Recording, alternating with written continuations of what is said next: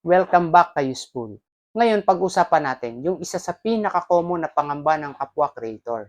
Bawal ba talaga bumanggit ng ibang platform dito sa Facebook? Di ba marami ka napapanood sa halip na TikTok, black app ang sinasabi. Ibang platform, kulay ng app ang sinasabi kaysa sa totoong name ng app.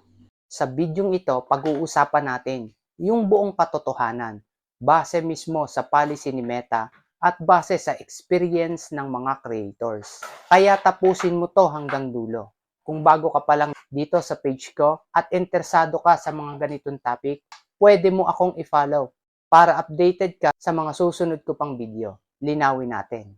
Kahit pumunta tayo mismo sa community standards at sa monetization policy ni Facebook, wala tayong makikita na rule na bawal banggitin ang salitang TikTok, YouTube, Shopee, Lazada, Instagram, at kahit anong app.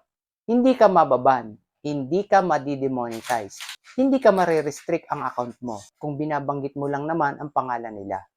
So, kung ang content mo, halimbawa, guys, nasa TikTok din ako, o mabibili to sa Shopee, safe yan kay Useful.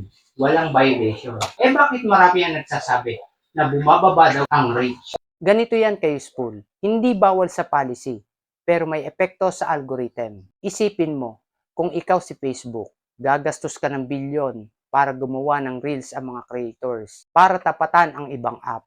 Tapos ikaw naman na creator, sasabihin mo sa mga followers mo sa content mo na lumipat sa isang app. Syempre, ayaw ni Facebook ng ganon. Gusto niya manatili ang viewers sa Facebook. Kaya ang ginagawa ng algorithm, hindi kanya pine-penalty, pero hindi ka rin niya binubus. May tatlong level yan kay Useful. Unang level, pinakamababa ang reach. Kapag naglagay ka ng link, halimbawa, naglagay ka ng tiktok.com o youtube.com sa caption mo mismo, diyan pinakabumabagsak ang reach.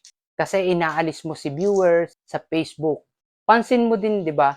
Kapag share ng link ng ibang app dito sa Facebook, mababa ang reach. Pakiramdam mo, parang walang masyadong pumapansin. Level 2, medyo apektado kapag may watermark. Yung nag-upload ka ng video galing sa TikTok na may TikTok logo pa na gumagalaw, ayaw na ayaw yan dito sa Facebook, sa Reels algorithm. Kahit sa official guidelines nila, sinasabi nila na low quality daw yan.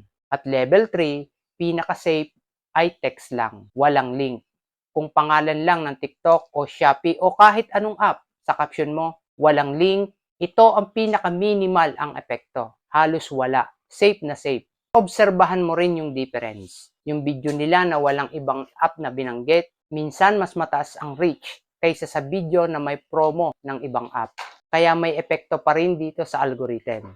Pero hindi sa policy. So, paano ipopromote yung ibang accounts mo nang hindi magkakaproblema yung reach mo?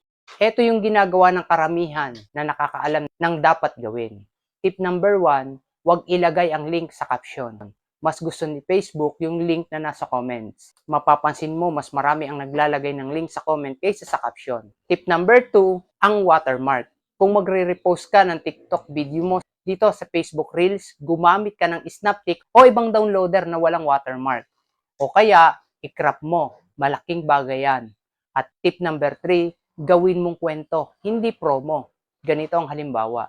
Grabe guys, yung part 2 nito, 100,000 views na sa TikTok. Dito ko na rin i-upload para makita nyo rin. Kita mo social proof na yon. Hindi hard promo. At tip number 4, gamitin ang link in bio. Isang link lang sa bio mo, pero nandun lahat.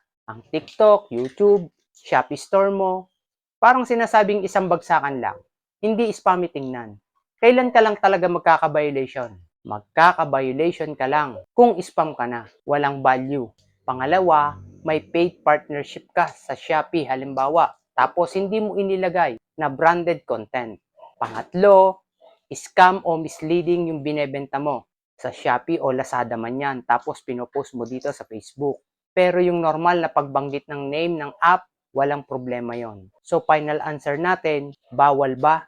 Ang sagot kay Useful, hindi. Tingnan mo yung mga malalaking creators, mga vloggers, pati mga big brands, nagpo-post sila sa Facebook na nagsasabi, available on YouTube o follow us on TikTok.